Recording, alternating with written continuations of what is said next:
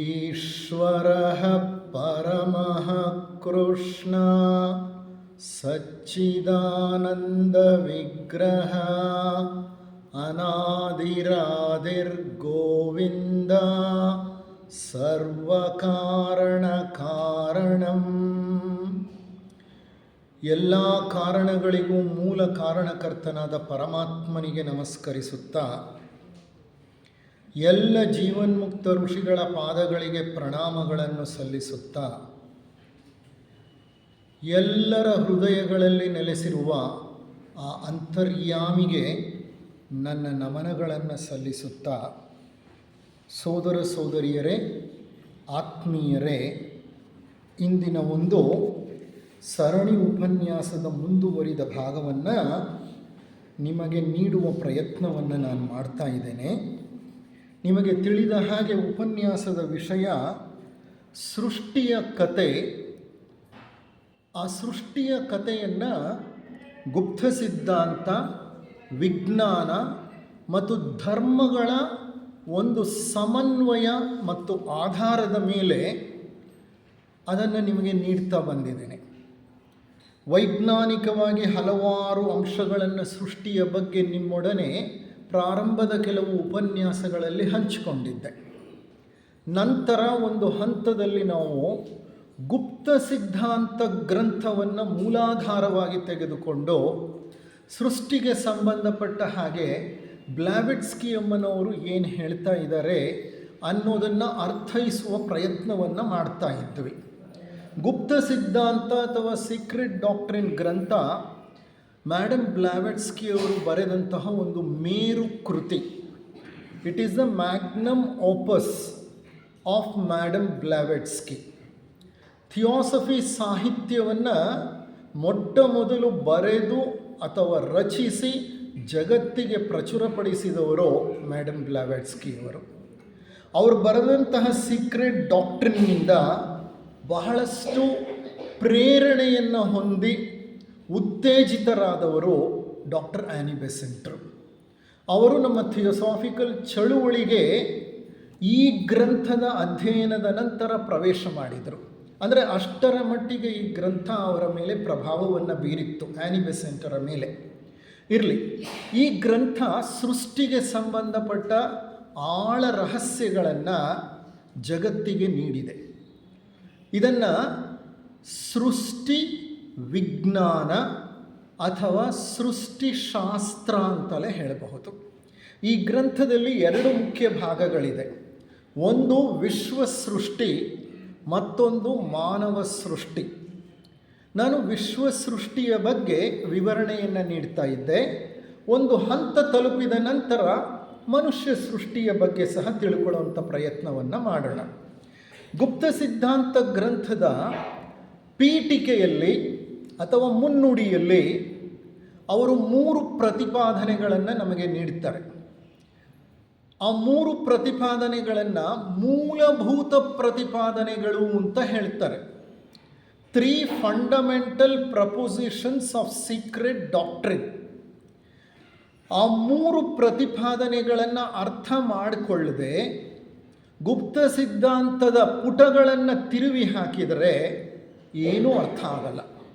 ಹಾಗಾಗಿ ಆ 3 ಪ್ರತಿಪಾದನೆಗಳನ್ನು ಆಳವಾಗಿ ಅರ್ಥ ಮಾಡಿಕೊಳ್ಳೋ ಪ್ರಯತ್ನವನ್ನು ಮಾಡ್ತಾ ಕಳೆದ 2 ಉಪನ್ಯಾಸಗಳಲ್ಲಿ ಮೊದಲನೆಯ ಮತ್ತು ಎರಡನೆಯ ಪ್ರತಿಪಾದನೆಯನ್ನು ನಿಮ್ಮ ಮುಂದೆ ಇಟ್ಟಿದ್ದೆ. ಎರಡನೆಯ ಪ್ರತಿಪಾದನೆಯ ಅರ್ಧ ಭಾಗ ಮುಗಿಸಿದ್ದೆ. ಇನ್ನು ಉತ್ತರಾರ್ಧ ಅಥವಾ ಉಳಿದ ಅರ್ಧವನ್ನು ನಾನು ಈ ಒಂದು ಉಪನ್ಯಾಸದಲ್ಲಿ ನಿಮಗೆ ನೀಡುವ ಪ್ರಯತ್ನವನ್ನು ಮಾಡ್ತೇನೆ.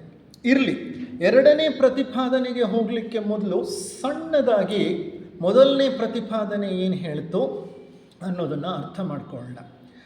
ಮೊದಲನೇ ಪ್ರತಿಪಾದನೆ ಹೇಳುತ್ತೆ, ಒಂದು ಅನಂತ, ಅಮೇಯ, ಅಚಿಂತ್ಯ, ಅವರ್ಣನೀಯ ಮೂಲ ತತ್ವ ಒಂದಿದೆ.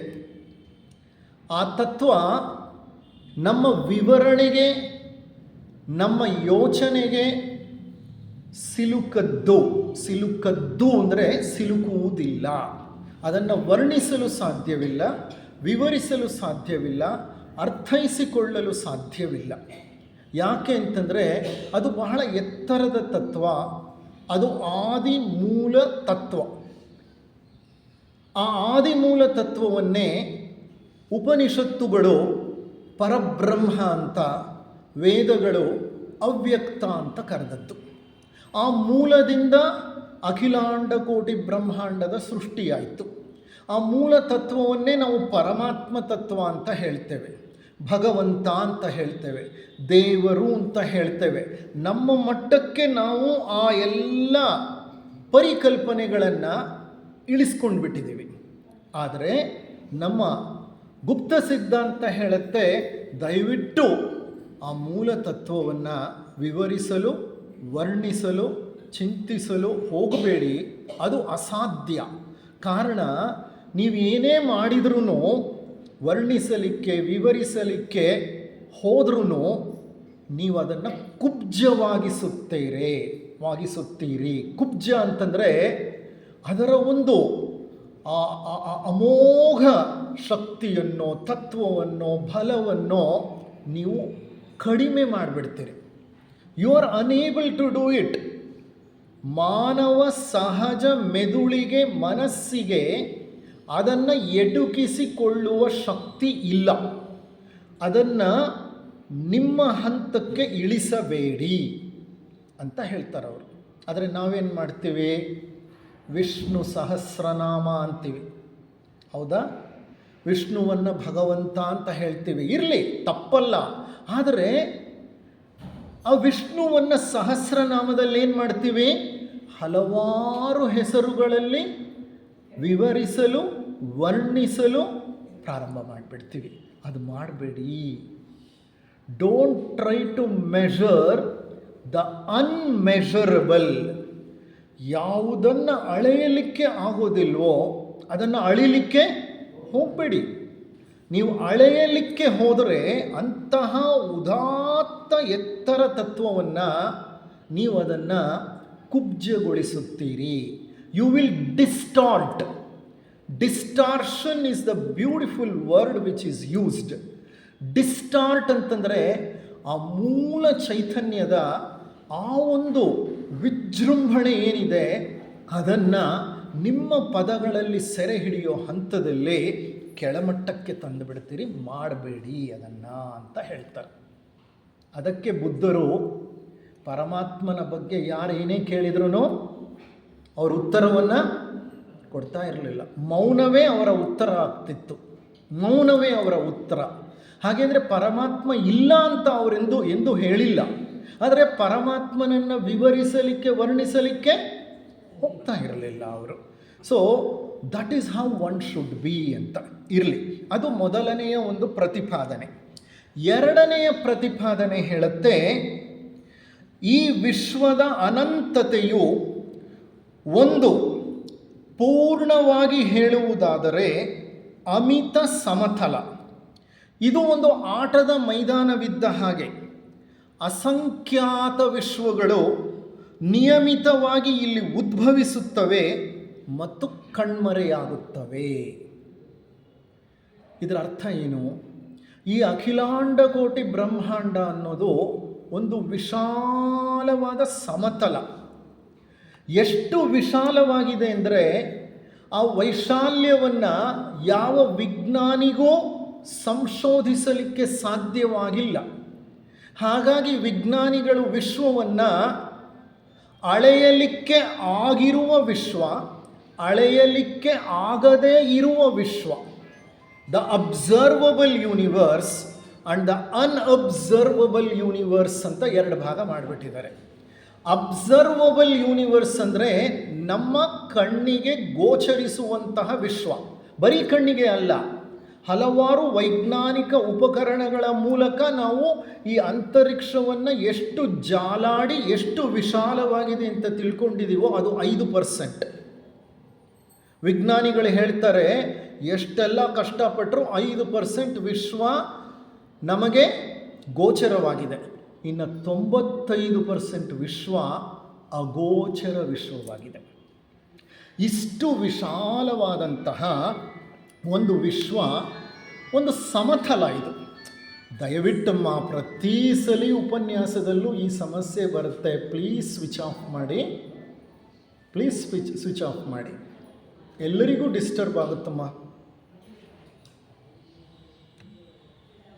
ಅದು ನಿಮ್ಮ ಮನೆಯಲ್ಲಿ ಇಟ್ಕೊಳ್ಳಿ, ಹೊರಗಡೆ ಇಟ್ಕೊಳ್ಳಿ, ಒಳಗಡೆ ದಯವಿಟ್ಟು ಅದು ಸ್ವಿಚ್ ಆಫ್ ಮಾಡಿ. ಮಾಡೋಕ್ಕಾಯ್ತಾ ನಿಮಗೆ? ಇಲ್ಲಾಂದರೆ ಪಕ್ಕದಲ್ಲಿ ಯಾರಿಗಾದರೂ ಕೊಟ್ಟು ಸ್ವಿಚ್ ಆಫ್ ಮಾಡಿಸ್ಬಿಡಿ ಅದನ್ನು.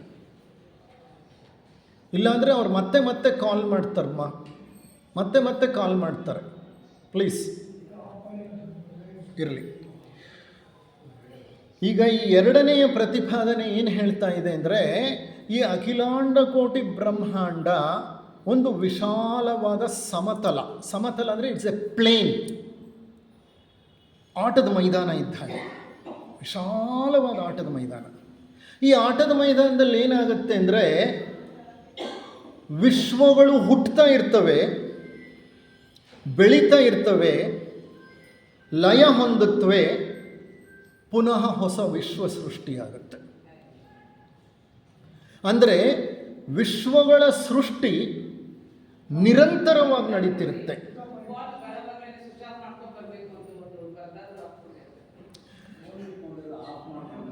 ವಿಶ್ವಗಳ ಬೆಳವಣಿಗೆ ನಿರಂತರವಾಗಿ ಆಗ್ತಾ ಇರುತ್ತೆ.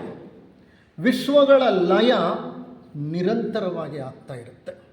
ಹೇಗೆ ಈ ಜಗತ್ತಿನಲ್ಲಿ ಮಕ್ಕಳು ಹುಟ್ಟುತ್ತಾ ಇರ್ತಾರೆ, ಬೆಳೀತಾ ಇರ್ತಾರೆ, ಮಕ್ಕಳು ಮರಣ ಹೊಂದ್ತಾ ಇರ್ತಾರೆ. ದೊಡ್ಡವರಾದ ಮೇಲೆ ಅವರು ಮರಣ ಹೊಂದಿದ ನಂತರ ಮತ್ತೊಂದು ಜನರೇಷನ್ ಹುಟ್ಟುತ್ತೆ, ಬೆಳೆಯುತ್ತೆ, ಕಣ್ಮರೆಯಾಗುತ್ತೆ. ಹೀಗೆ ಈ ಅಖಿಲಾಂಡ ಕೋಟಿ ಬ್ರಹ್ಮಾಂಡವೆಂಬ ಸಮತಲದಲ್ಲಿ ಲಕ್ಷಾಂತರ ಕೋಟ್ಯಾಂತರ ವಿಶ್ವಗಳು ಸೃಷ್ಟಿಯಾಗ್ತಾ ಇರ್ತವೆ, ಬೆಳೀತಾ ಇರುತ್ತವೆ, ಒಂದು ಮೆಚ್ಯೂರಿಟಿ ಅಥವಾ ಪಕ್ವತೆಯನ್ನು ಪಡಿತಾ ಇರ್ತವೆ. ಎಷ್ಟೋ ಸಂದರ್ಭಗಳಲ್ಲಿ ಅವು ವೃದ್ಧಾಪ್ಯವನ್ನು ತಲುಪುತ್ತೆ, ನಂತರ ಲಯವಾಗುತ್ತೆ, ಪುನಃ ಮತ್ತೊಂದು ವಿಶ್ವ ಹುಟ್ಟುತ್ತೆ. ಅಂದರೆ ಅರ್ಥ ಏನೆಂದರೆ, ವಿಶ್ವಗಳೇ ಒಂದು ನಿರಂತರ ಆವರ್ತನದಲ್ಲಿ ತೊಡಗಿಕೊಂಡಿದೆ. ಆವರ್ತನ ಅಂದರೆ ಏನು? ಎಲ್ಲಿಂದ ಪ್ರಾರಂಭವಾಯಿತೋ ಒಂದು ವಿದ್ಯಮಾನ, ಅದೇ ಹಂತಕ್ಕೆ ಮತ್ತೆ ಬಂದು ಮುಟ್ಟೋದು ಒಂದು ಆವರ್ತನ. ಗಡಿಯಾರದ ಮುಳ್ಳು 12 ಅನ್ನೋ ಸಂಖ್ಯೆಯಿಂದ ಪ್ರಾರಂಭ ಮಾಡ್ತು ಅಂತ ಇಟ್ಕೊಳ್ಳಿ. ಈಗ 1 ಗಂಟೆ ಆಗೋ ಹೊತ್ತಿಗೆ ಆ ಗಂಟೆಯ ಮುಳ್ಳು ಏನು ಮಾಡುತ್ತೆ? ಮೇಲಿಂದ ಕೆಳಕ್ಕಿಳಿದು ಕೆಳಗಿಂದ ಮೇಲಕ್ಕೆ ಹೋಗಿ ತಲುಪುತ್ತೆ. ಒಂದು ಸುತ್ತು ಬಿಡುತ್ತದೆ. ಆ ಒಂದು ಸುತ್ತನ್ನು ಆವರ್ತನ ಅಂತ ಕರಿತೇವೆ. ಅಲ್ಲಿಗೆ ನಿಂತು ಬಿಡುತ್ತಾ ಗಂಟೆ ಮುಳ್ಳು? ಇಲ್ಲ, ಪುನಃ ಆವರ್ತನ ಮಾಡುತ್ತೆ. ಅದನ್ನು ಪುನರಾವರ್ತನ ಅಂತೇವೆ. ಮತ್ತೆ ಸುತ್ತುತ್ತೆ, ಅದನ್ನು ಪುನಃ ಆವರ್ತನ ಅಂತ ಹೇಳ್ತೇವೆ. ಆವರ್ತನ ಅಂದರೆ ಸೈಕಲ್ ಅಂತ. It is called A cycle. ಈ ಆವರ್ತನವನ್ನು ನಾವು ಅರ್ಥ ಮಾಡಿಕೊಂಡಿದ್ದೆ ಆದರೆ ಜಗತ್ತಿನ ಒಂದು ಮೂಲಭೂತ ತತ್ವವನ್ನು ತಿಳಿದುಕೊಂಡ ಹಾಗೆ. ಆದ್ದರಿಂದ ಎರಡನೇ ಪ್ರತಿಪಾದನೆ ಏನು ಹೇಳುತ್ತೆ ಅಂದರೆ, ಅಸಂಖ್ಯಾತ ವಿಶ್ವಗಳು ನಿಯಮಿತವಾಗಿ ಅಂದರೆ ಪೀರಿಯಾಡಿಕಲಿ ಆಗಾಗ ಉದ್ಭವಿಸುತ್ತವೆ, ಕಣ್ಮರೆಯಾಗುತ್ತವೆ. ಈಗ ಇಂದು ಪ್ರಸ್ತುತವಿರೋ ವಿಶ್ವವಿದೆಯಲ್ಲ, ಇದಕ್ಕೆ ಕಾರಣ ಏನು ಗೊತ್ತಾ? ಹಿಂದೆ ಇದ್ದಂತಹ ವಿಶ್ವ ಪ್ರಳಯವಾಗಿ ಅದು ಲಯವಾಗಿ ಹೋದ ಮೇಲೆ ಇಂದಿನ ಈ ವಿಶ್ವದ ಸೃಷ್ಟಿಯಾಯಿತು. ಇಂದಿನ ವಿಶ್ವ ಮುಂದಿನ ವಿಶ್ವಕ್ಕೆ ಕಾರಣವಾಗುತ್ತೆ. ಈ ವಿಶ್ವ ಲಯ ಹೊಂದಿದಾಗ ಮುಂದಿನ ಒಂದು ವಿಶ್ವ ತೆರೆದುಕೊಳ್ಳುತ್ತೆ. ಅಂದರೆ ಈ ಆಟದ ಮೈದಾನದಲ್ಲಿ ಹುಟ್ಟು, ಬೆಳವಣಿಗೆ, ಪರಿಣತಿ, ವೃದ್ಧಾಪ್ಯ, ಲಯ, ಕ್ಷಯ, ಲಯ ಇದು ಸಾಮಾನ್ಯ. ಇದನ್ನು ಷಟ್ ವಿಕಾರಗಳು ಅಂತ ಹೇಳ್ತಾರೆ. ಷಟ್ ವಿಕಾರಗಳು ಅಂದರೆ 6 ವಿಕಾರಗಳು. ಯಾವುದು ಹುಟ್ಟುತ್ತೋ ಅದು ವಿಕಾರವನ್ನು ಹೊಂದಲೇಬೇಕು. ಹುಟ್ಟಿದ ನಂತರ ವಿಕಾರಗಳು ಅಂದರೆ ಬದಲಾವಣೆಗಳು ಅಂತ ಅರ್ಥ. ಬದಲಾವಣೆಗಳು ಅನಿವಾರ್ಯ ಅಂತ. ಕೃಷ್ಣ ಸಹ ಹುಟ್ಟಿದ, ಬಾಲಕನಾಗಿದ್ದ, ಯೌವನಕ್ಕೆ ಬಂದ, ಮಧ್ಯ ವಯಸ್ಸನ್ನು ತಲುಪಿದ, ವೃದ್ಧಾಪ್ಯವನ್ನು ಹೊಂದಿದ, ಕೊನೆಗೆ ಒಂದು ದಿವಸ ಮರಣ ಹೊಂದಿದ. ಈ ಮಣ್ಣಿದೆಯಲ್ಲ, ಈ ಜಗತ್ತಿದೆಯಲ್ಲ, ಇದರ ಒಂದು ಅತಿ ಮುಖ್ಯವಾದಂತಹ ತತ್ವವೇ ಅದು. ಇಲ್ಲಿ ಯಾವುದೂ ನಿಶ್ಚಲವಾಗಿ ಇರೋದಿಲ್ಲ. ಪ್ರತಿಯೊಂದು ಬೆಳವಣಿಗೆ ಹೊಂದ್ತಾ ಇರುತ್ತೆ, ಸಂಸರಣೆ ಹೊಂದುತ್ತಾ ಇರುತ್ತೆ. ಹೇಗೆ ಸಂಸರಣೆ ಹೊಂದುತ್ತೆ, ಬದಲಾವಣೆ ಆಗುತ್ತೆ? ಅದು ಸೈಕ್ಲಿಕಲಿ ಅಂದರೆ ಆವರ್ತನಶೀಲ ನಿಯಮಕ್ಕೆ ಅನುಸಾರವಾಗಿ ನಡೆಯುತ್ತದು. ಹುಟ್ಟು, ಶೈಶವ, ಬಾಲ್ಯ, ಯೌವನ, ಮಧ್ಯ ವಯಸ್ಸು, ವೃದ್ಧಾಪ್ಯ, ಕ್ಷಯ, ಲಯ, ಪುನಃ ಹುಟ್ಟು.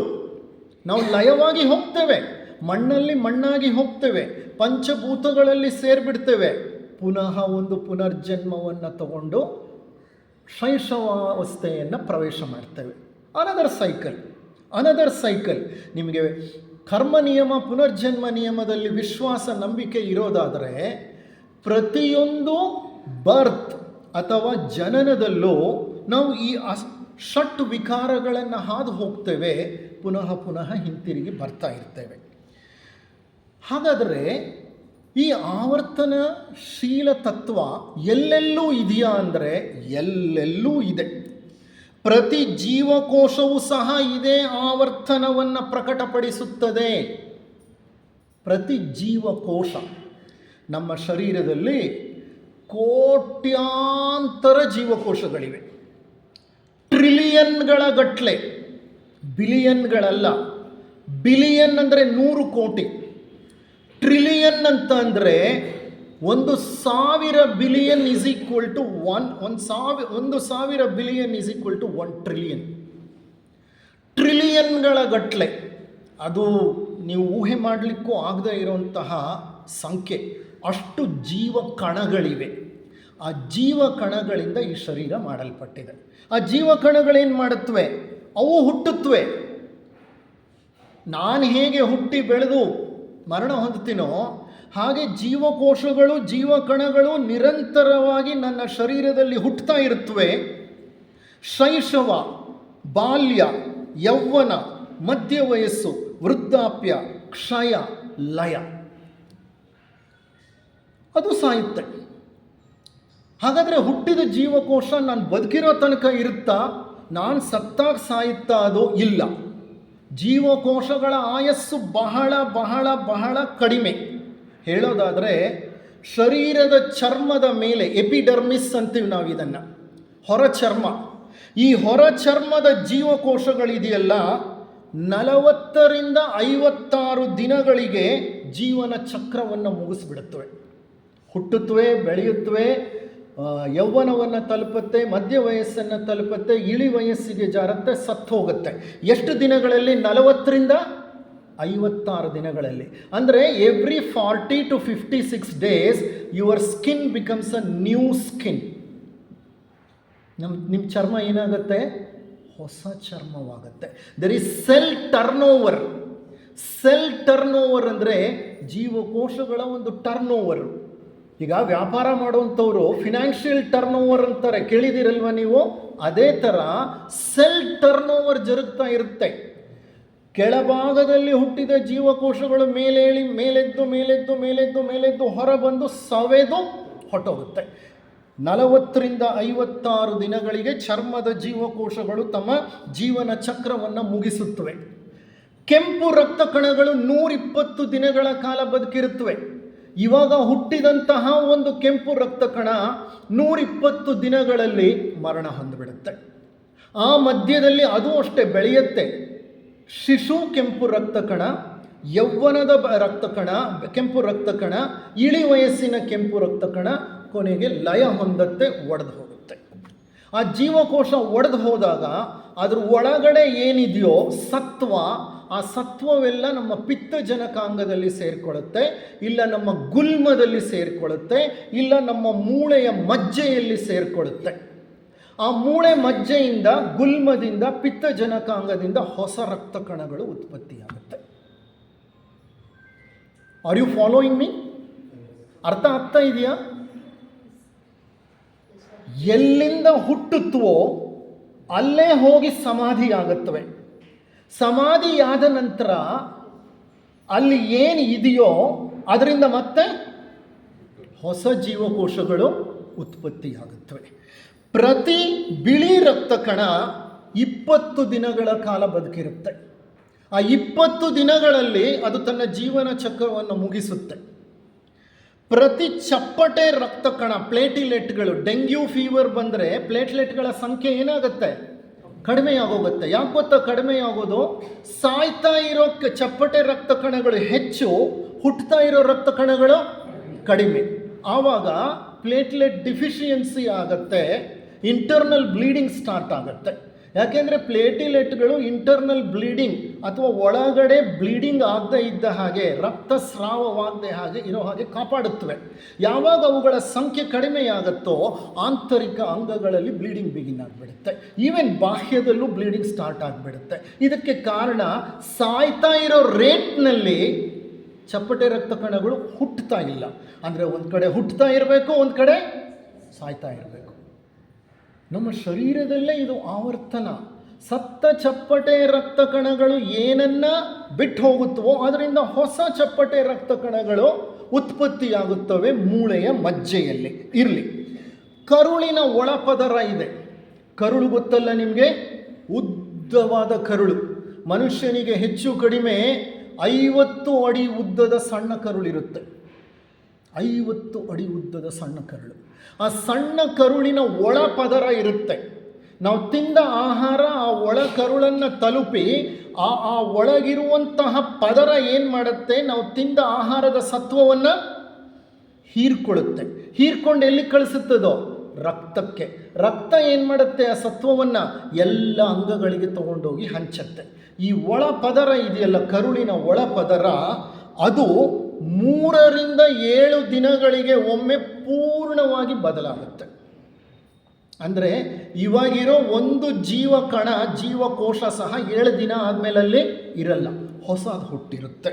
ಓಕೆ, ಅಂದರೆ ಶರೀರದ ಒಂದೊಂದು ಕಣವು, ಒಂದೊಂದು ಅಂಗವು, ಒಂದೊಂದು ಅವಯವವು ಈ ರೀತಿ ಆವರ್ತನಶೀಲ ಕ್ರಮವನ್ನು ಹಿಂಬಾಲಿಸುತ್ತದೆ. ಇರಲಿ, ಈಗ ನಮ್ಮ ಹೃದಯವನ್ನು ತಗೊಳ್ಳೋಣ. ಹೃದಯದ ಆವರ್ತನ, ಹೃದಯ ಹೇಗೆ ಕೆಲಸ ಮಾಡ್ತಾ ಇದೆ?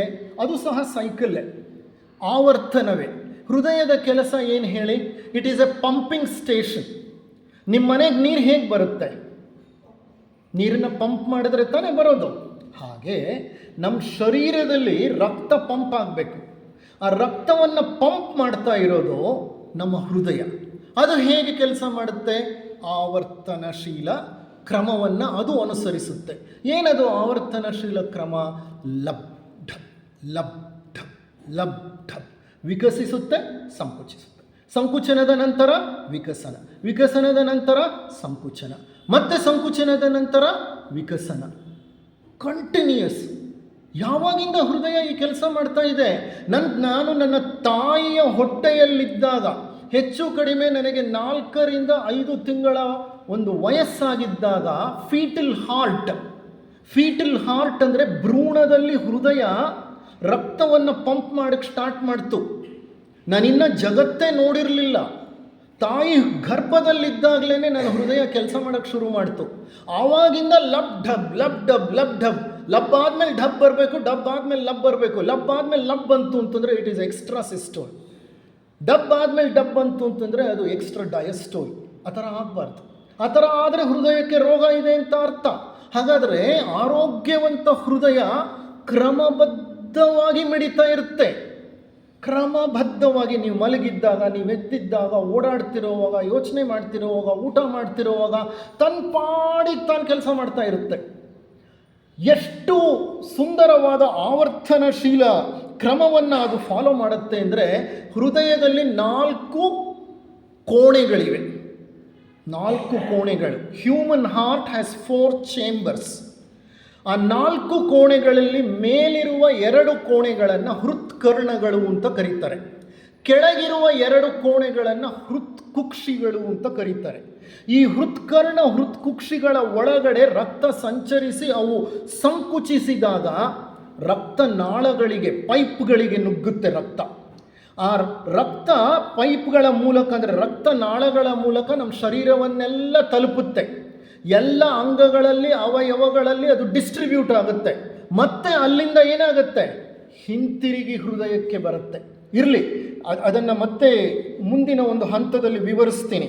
ಹೃತ್ಕರ್ಣಗಳು ಮತ್ತು ಹೃತ್ಕುಕ್ಷಿಗಳು ಹಿಗ್ಗಿದಾಗ ರಕ್ತ ಒಳನುಗ್ಗುತ್ತದೆ, ಕುಗ್ಗಿದಾಗ, ಸಂಕುಚಿಸಿದಾಗ ರಕ್ತ ಹೊರಗೆ ನುಗ್ಗುತ್ತದೆ. ನಿಮಿಷಕ್ಕೆ 70 ರಿಂದ 75 ಬಾರಿ ಹೃದಯ ಬಡಿತಾ ಇದೆ. ನಾವು ನಮ್ಮ ಜೀವನದಲ್ಲಿ ಎಷ್ಟು ನಿಮಿಷಗಳನ್ನು ನಾವು ಬದುಕಿದ್ದೀವಿ, ಅಷ್ಟು ನಿಮಿಷಗಳು ಇಂಟು 70 ಅಥವಾ 75 ಅಂತ ಹಾಕಿದರೆ ಅದು ಎಷ್ಟು ಬರುತ್ತೋ ಅಷ್ಟು ಬಾರಿ ಹೃದಯ ಬಡಿದಿದೆ, ಇನ್ನೂ ಬಡಿತಾನೆ ಇದೆ. ಅದೇನಾದರೂ ಒಂದು ಕ್ಷಣ ನಿಂತೋದ್ರೆ ಅಲ್ಲಿಗೆ ಆ ವ್ಯಕ್ತಿ ಮರಣ ಹೊಂದಿದ ಹಾಗೆ. ನೋಡಿ ಎಷ್ಟು ಕ್ರಮಬದ್ಧವಾಗಿ ಮಾಡುತ್ತೆ ಅಂತಂದರೆ, ಹೃತ್ಕರ್ಣಗಳ ಸಂಕುಚನ, ಅದರ ನಂತರ ಹೃತ್ಕುಕ್ಷಿಗಳ ಸಂಕುಚನ, ಅದರ ನಂತರ ಹೃತ್ಕರ್ಣಗಳ ವಿಕಸನ, ಅದರ ನಂತರ ಹೃತ್ಕುಕ್ಷಿಗಳ ವಿಕಸನ. So cardiac cycle has 4 phases. 4 ಹಂತಗಳಲ್ಲಿ ಪ್ರತಿ ಬಾರಿ ಲಬ್ ಢಬ್ ಲಬ್ ಢಬ್ 4 ಹಂತಗಳಿದೆ. ಆ 4 ಹಂತಗಳು ಬಹಳ ಕ್ರಮಬದ್ಧವಾಗಿ ನಡೆಯುತ್ತವೆ. ಆವರ್ತನಶೀಲ, ಆವರ್ತನವೇ ಸೈಕಲ್. ಅದು ಒಂದು ಕಾರ್ಡಿಯಾಕ್ ಸೈಕಲ್ ಆದಮೇಲೆ ಇನ್ನೊಂದು ಕಾರ್ಡಿಯಾಕ್ ಸೈಕಲ್ ಸ್ಟಾರ್ಟ್ ಆಗಬೇಕು. ಅದು ಮುಗಿಯೋ ಹೊತ್ತಿಗೆ ಅದರ ಹಿಂದೆ ಮತ್ತೊಂದು ಕಾರ್ಡಿಯಾಕ್ ಸೈಕಲ್ ಬಿಗಿನ್ ಆಗಬೇಕು. ಈಗ ಆಗದೆ ಹೋದರೆ ಯಾವ ವ್ಯಕ್ತಿಯೂ ಬದುಕಿರಲಿಕ್ಕೆ ಸಾಧ್ಯವಿಲ್ಲ. ನಿರಂತರವಾಗಿ ಅದು ಲಬ್ ಡಬ್ ಅಂತ ಬಡಿತಾ ಇರಬೇಕು. ಇರಲಿ, ಈಗ ಏನಾಗತ್ತೆ ಅಂತಂದರೆ, ರಕ್ತ ಬಲಭಾಗದ ಹಾರ್ಟ್, ಬಲಗಡೆ ಇರುವಂತಹ ರೈಟ್ ವೆಂಟ್ರಿಕಲ್, ರೈಟ್ ಆರಿಕಲ್, ಇದು ರಕ್ತವನ್ನು ಏನು ಮಾಡುತ್ತೆ, ಶ್ವಾಸಕೋಶಗಳಿಗೆ ತಳ್ಳುತ್ತೆ. ಶ್ವಾಸಕೋಶ ಅಂದರೆ ಏನು? ನಾವು ಪ್ರಾಣ ತಗೊಂಡಾಗ ಏನಾಗತ್ತೆ, ಇಲ್ಲಿ 2 ಚೀಲಗಳಿದೆ, ಇಲ್ಲಿ 2 ತಿತ್ತಿಗಳು ಅಂತ ಹೇಳ್ತೇವೆ, 2 ಚೀಲಗಳು. ಅವೇನಾಗುತ್ತವೆ, ಹಿಗ್ಗುತ್ತವೆ. ಬಿಟ್ಟಾಗ ಏನಾಗುತ್ತವೆ, ಕುಗ್ಗುತ್ತವೆ. ಇದು ಹೃದಯಕ್ಕೆ ಅನುಬಂಧವಾಗಿ ಕೆಲಸ ಮಾಡಬೇಕು. ಈ ಬಲಭಾಗದ ಹೃದಯ ಇದೆಯಲ್ಲ, ಅದು ರಕ್ತವನ್ನು ಶ್ವಾಸಕೋಶಗಳಿಗೆ ಪಂಪ್ ಮಾಡುತ್ತೆ. ಶ್ವಾಸಕೋಶಗಳಿಂದ ರಕ್ತ ಪುನಃ ಸ್ವಚ್ಛವಾಗಿ ಎಡಭಾಗಕ್ಕೆ ಬರುತ್ತೆ. ಎಡಭಾಗ ಅದನ್ನು ಪಂಪ್ ಮಾಡಿದಾಗ ಶರೀರಕ್ಕೆಲ್ಲ ತಲುಪುತ್ತೆ. ಶರೀರದಿಂದ ಮಲಿನವಾದ ರಕ್ತ ಶರೀರದಲ್ಲಿ ಆಮ್ಲಜನಕವನ್ನು ಬಿಟ್ಟುಕೊಟ್ಟು ಇಂಗಾಲದ ಡೈಆಕ್ಸೈಡನ್ನು ತಗೊಂಡಂಥ ರಕ್ತ ಪುನಃ ಬಲಭಾಗಕ್ಕೆ ಹಿಂತಿರುಗಿ ಬರುತ್ತೆ. ಬಲಭಾಗದಿಂದ ಶ್ವಾಸಕೋಶಗಳಿಗೆ ಪಂಪ್ ಆಗುತ್ತೆ. ಶ್ವಾಸಕೋಶಗಳಲ್ಲಿ ಕಾರ್ಬನ್ ಡೈಆಕ್ಸೈಡ್ನ ತೆಗೆದುಬಿಟ್ಟು ಆಮ್ಲಜನಕವನ್ನು ತುಂಬುತ್ತೆ ಶ್ವಾಸಕೋಶ. ಆ ಆಮ್ಲಜನಕವನ್ನು ಹೊತ್ತಿದಂತಹ ರಕ್ತ ಅಪಧಮನಿಗಳ ಮೂಲಕ ಲೆಫ್ಟ್ ಹಾರ್ಟ್ಗೆ ಬರುತ್ತೆ. ಲೆಫ್ಟ್ ಹಾರ್ಟ್ ಮತ್ತೆ ಪಂಪ್ ಮಾಡುತ್ತೆ ಆ ಶುದ್ಧ ಆಮ್ಲಜನಕ ಸಹಿತ ರಕ್ತವನ್ನು ದೇಹದ ಅಂಗಾಂಗಗಳಿಗೆ ಕಳಿಸುತ್ತೆ. ಮತ್ತೆ ಅದು ಹಿಂತಿರುಗಿ ಬರುತ್ತೆ, ಮತ್ತೆ ಶ್ವಾಸಕೋಶಕ್ಕೆ ಹೋಗುತ್ತೆ, ಮತ್ತೆ ಎಡಭಾಗಕ್ಕೆ ಬರುತ್ತೆ, ಮತ್ತೆ ಶರೀರಕ್ಕೆ ಹೋಗುತ್ತೆ. This is a cycle. This is a cycle. ಶ್ವಾಸಕೋಶ ಸಹ ಕ್ರಮಬದ್ಧವಾಗಿ ಎಕ್ಸ್ಪ್ಯಾಂಡ್ ಆಗುತ್ತೆ, ಕಂಟ್ರಾಕ್ಟ್ ಆಗುತ್ತೆ, ಹಿಗ್ಗತ್ತೆ, ಕುಗ್ಗತ್ತೆ. ನಿಮಿಷಕ್ಕೆ ಎಷ್ಟು ಬಾರಿ? ನಿಮಿಷಕ್ಕೆ ಹೆಚ್ಚು ಕಡಿಮೆ 18 ರಿಂದ 25 ಬಾರಿ ಶ್ವಾಸೋಚ್ಛ್ವಾಸ ನಡಿಬೇಕು ನಿಮಿಷಕ್ಕೆ. ಸೆಕೆಂಡಿಗಲ್ಲ, ನಿಮಿಷಕ್ಕೆ.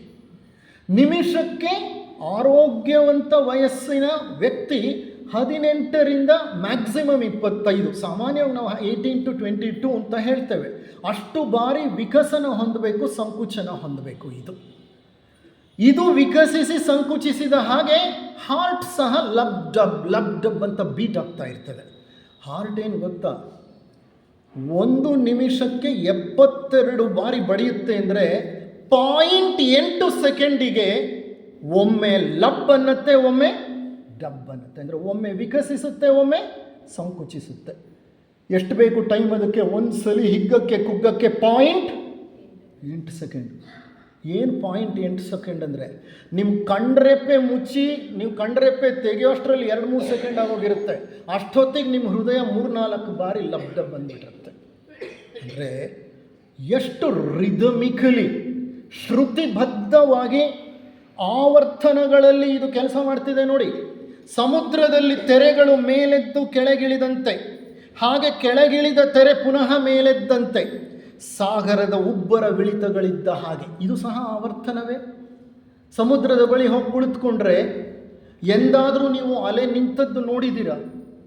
ನೀವು ಎಷ್ಟು ಹೊತ್ತು ಬೇಕಾದರೂ ಕೂತ್ಕೊಳ್ಳಿ, ಅಲೆ ಅಥವಾ ತೆರೆ ಮೇಲೇಳುತ್ತೆ, ಕೆಳಗಿಳಿಯುತ್ತೆ. ಅದು ಕೆಳಗಿಳಿದ ತಕ್ಷಣ ಇನ್ನೊಂದು ಅಲೆ ಹಿಂದ್ಗಡೆನೆ ಬಂದಿರುತ್ತೆ, ಮೇಲೇಳುತ್ತೆ, ಕೆಳಗಿಳಿಯುತ್ತೆ.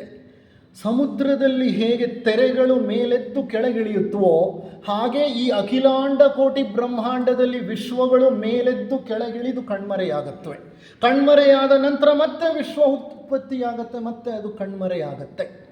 ಹೇಗೆ ವಿಶ್ವಗಳೇ ಅಖಿಲಾಂಡ ಕೋಟಿ ಬ್ರಹ್ಮಾಂಡದಲ್ಲಿ ವಿಶ್ವಗಳೇ ಹುಟ್ಟಿ ಕಣ್ಮರೆಯಾಗ್ತಿದೆಯೋ ಹಾಗೆ ಸಮುದ್ರದಲ್ಲಿ ತೆರೆಗಳು ಹುಟ್ಟಿ ಕಣ್ಮರೆಯಾಗ್ತಾ ಇರ್ತವೆ. ಸಮುದ್ರದಲ್ಲಿ ಉಬ್ಬರದ ನಂತರ ಇಳಿತದ ನಂತರ ಉಬ್ಬರಗಳು ಬರ್ತಾನೆ ಇರುತ್ತೆ. ರಕ್ತ ಪರಿಚಲನೆಯೂ ಹಾಗೆ ನಡೆಯುತ್ತೆ. ಎಲ್ಲ ಅಂಗಾಂಗಗಳಿಂದ ರಕ್ತ ಹೃದಯಕ್ಕೆ, ಹೃದಯದಿಂದ ಎಲ್ಲ ಅಂಗಾಂಗಗಳಿಗೆ ರಕ್ತ ಪುನಃ ವಾಪಸ್ ಹೋಗುತ್ತೆ. ಇರಲಿ, ಈಗ ನರಗಳಿಗೆ ಬಗ್ಗೆ ಮಾತನಾಡೋಣ. ನರಗಳ ಕೆಲಸ ಏನು ಮಾಡುತ್ತೆ? ನರಗಳು ರಕ್ತ ಸಂಚಾರ ಅಲ್ಲ, ಮುಖ್ಯವಾಗಿ ನರಗಳು ಎಲೆಕ್ಟ್ರಿಕಲ್ ಕಾರ್ಡ್ಸ್ ಇದ್ದ ಹಾಗೆ, ಎಲೆಕ್ಟ್ರಿಕ್ ವೈರ್ಗಳಿದ್ದ ಹಾಗೆ ನಮ್ಮ ಶರೀರದಲ್ಲಿ. ಅದರಲ್ಲಿ ನರಗಳ ಮೂಲಕ ಸಂದೇಶಗಳು ಪ್ರಯಾಣ ಮಾಡುತ್ತವೆ. ಈಗ ನನ್ನ ಕಣ್ಣಿನ ರೆಪ್ಪೆ ಹೀಗೆ ಮಿಟುಕಬೇಕಂದ್ರೆ ನನ್ನ ಮೆದುಳಿನ ಒಂದು ಕೇಂದ್ರದಿಂದ ಹೊರಡುವ ನರ ಆ ಕಣ್ಣು ಮಿಟುಕುವ ಸಂದೇಶವನ್ನು ಕಣ್ಣಿನ ರೆಪ್ಪೆಗೆ ತರುತ್ತೆ. ಆಗ ಕಣ್ಣೇನು ಮಾಡುತ್ತೆ?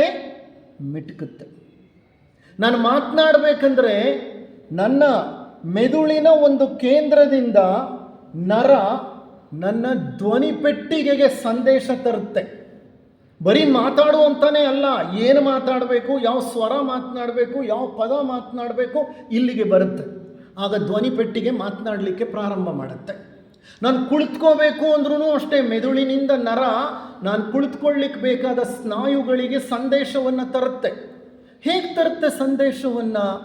ನರದಲ್ಲಿ ಎಲೆಕ್ಟ್ರಿಕಲ್ ವೋಲ್ಟೇಜ್ ಪಾಸ್ ಆಗುತ್ತೆ. ಅದನ್ನು ನಾವು ಆ್ಯಕ್ಷನ್ ಪೊಟೆನ್ಷಿಯಲ್ ಅಂತ ಹೇಳ್ತೇವೆ. Action potential. ಈ ಆ್ಯಕ್ಷನ್ ಪೊಟೆನ್ಷಿಯಲ್ಲು ವೋಲ್ಟೇಜ್ ಇದ್ರೇ ಅದು ಸೃಷ್ಟಿಯಾಗೋದು.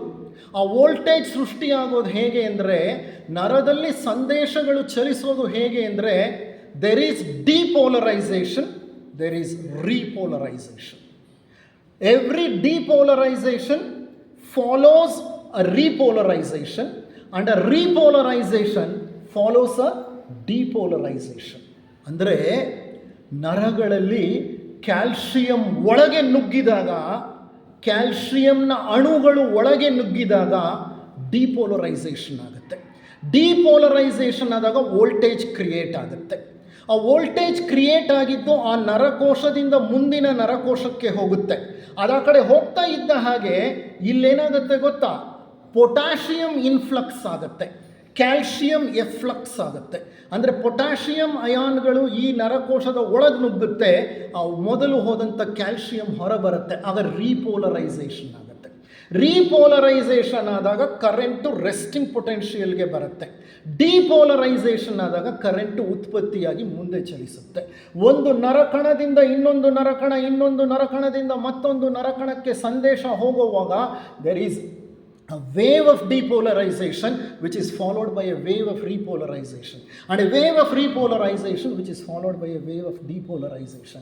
This happens with influx and efflux of calcium, potassium and what is the other thing? Calcium, potassium ions. ಈ ಎರಡು ಅಯಾನ್ಗಳ ಒಳ ಹೋಗುವಿಕೆ, ಹೊರಬರುವಿಕೆ, ಇದು ಆ್ಯಕ್ಷನ್ ಪೊಟೆನ್ಷಿಯಲ್ನ ಜನರೇಟ್ ಮಾಡುತ್ತೆ. ನೀವು ಬದುಕಿರೋಷ್ಟು ಕಾಲ ನರಗಳು ಎಷ್ಟು ಕೋಟಿ ಕೋಟಿ ಕೋಟಿ ಕೋಟಿ ಸಂದೇಶಗಳನ್ನು ಹೊತ್ತೊಯ್ತಾ ಇದೆ. ಪ್ರತಿ ಸಂದೇಶ ಹೋಗುವಾಗ್ಲೂ ಇದು ಸೈಕಲ್, ಡಿಪೋಲರೈಸೇಷನ್, ರೀಪೋಲರೈಸೇಷನ್. ಹೃದಯದಲ್ಲಿ ಹೇಗೆ ಲಬ್ ಡಬ್ ಇದೆಯೋ ಹಾಗೆ ನರದಲ್ಲೂ ಲಬ್ ಡಬ್ ಇದೆ. ಅದು ಎಲೆಕ್ಟ್ರಿಕಲ್ ಲಬ್ ಡಬ್ಗಳು. ಹಾಗಾದರೆ ಮನುಷ್ಯನ ಶರೀರದ ಒಂದೊಂದು ಕಣವೂ ಆವರ್ತನಕ್ಕೆ ಒಳಗಾಗಿದೆ. ನಕ್ಷತ್ರಗಳು ಹುಟ್ಟುತ್ತವೆ. ಶಿಶು ನಕ್ಷತ್ರ ಬೆಳೆದು ಕೆಂಪು ದೈತ್ಯವಾಗುತ್ತೆ, ನಂತರ ಕುಬ್ಜವಾಗಿ ಶ್ವೇತ ಕುಬ್ಜವಾಗುತ್ತೆ, ನಂತರ ವಿಸ್ಫೋಟಗೊಳ್ಳುತ್ತೆ. ಅದನ್ನು ಸೂಪರ್ ನೋವಾ ಅಂತ ಕರಿತೀವಿ. ಯಾವ ನಕ್ಷತ್ರ ಸ್ಫೋಟಗೊಳ್ಳುತ್ತೋ ಅದು ಸತ್ತೋಗ್ತಿದೆ ಅಂತ ಅರ್ಥ. ಆ ಸ್ಫೋಟಗೊಂಡ ನಕ್ಷತ್ರದ ಬೂದಿಯಿಂದ ಹಲವಾರು ಹೊಸ ನಕ್ಷತ್ರಗಳು ಹುಟ್ಟುತ್ತೆ. ಅದು ಆವರ್ತನವೇ.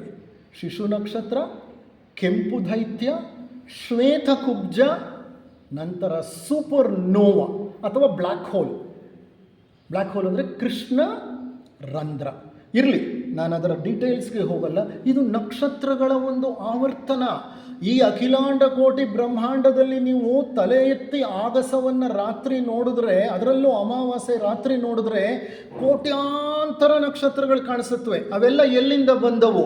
ಹಿಂದೆ ಯಾವುದೋ ನಕ್ಷತ್ರಗಳು ಸಿಡಿದು ಭಸ್ಮವಾದಾಗ ಹುಟ್ಟಿದ ನಕ್ಷತ್ರಗಳು. ನಮ್ಮ ಸೂರ್ಯ ಸಹ ಹಿಂದೆ ಯಾವುದೋ ನಕ್ಷತ್ರ ಮಹಾವಿಸ್ಫೋಟವನ್ನು ಹೊಂದಿದಾಗ ಆ ವಿಸ್ಫೋಟದಿಂದ ಬಂದ ಬೂದಿಯಿಂದ ಸೃಷ್ಟಿಯಾದವನು ಸೂರ್ಯ.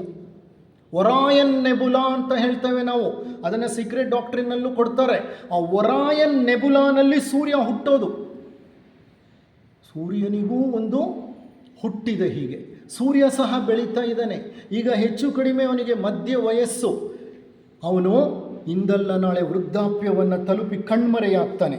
ವಿಶ್ವದ ಪ್ರತಿಯೊಂದು ರಾಸಾಯನಿಕ ವಸ್ತುವು ಸಹ ಆವರ್ತನದಲ್ಲಿದೆ.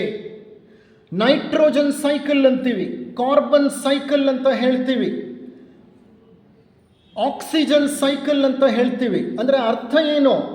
ಈ ನೈಟ್ರೋಜನ್ ಆಗಲಿ, ಕಾರ್ಬನ್ ಆಗಲಿ, ಆಕ್ಸಿಜನ್ ಆಗಲಿ, ಪೊಟ್ಯಾಷಿಯಮ್ ಆಗಲಿ, ಐರನ್ ಆಗಲಿ, ಅವು ಸೈಕಲಲ್ಲಿದೆ. ಭೂಮಿಯಲ್ಲಿರುತ್ತವೆ. ಗಿಡಗಳು ಎಳೆಯುತ್ತವೆ. ಅದನ್ನು ಗಿಡಗಳೇನು ಮಾಡುತ್ತವೆ?